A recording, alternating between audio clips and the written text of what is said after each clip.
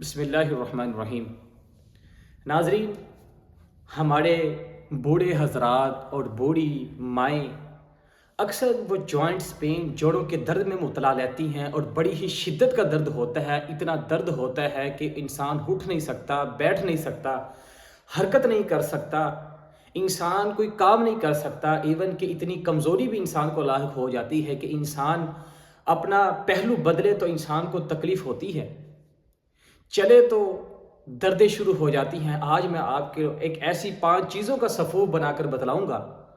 आपको बतलाऊँगा कि 5 वो चीज़ें इस्तेमाल करने के साथ उनके इस कदर फ़ायदे हैं, इस कदर फ़ायदे हैं कि इंसान अगर सारी ज़िंदगी भी उसको इस्तेमाल करता रहे तो उसके नुकसानात तो है ही नहीं, उसके फ़ायदे ही फ़ायदे हैं। और जो लोग जोड़ों के दर्द के अंदर मुब्तला है, जॉइंट्स पेन के अंदर मुब्तला है, उनकी दर्दें भी इंशाल्लाह ख़त्म हो जाएंगी। आपने 50 ग्राम सूखी हुई अदरक लेनी है, जिसे हम सुंड कहते हैं।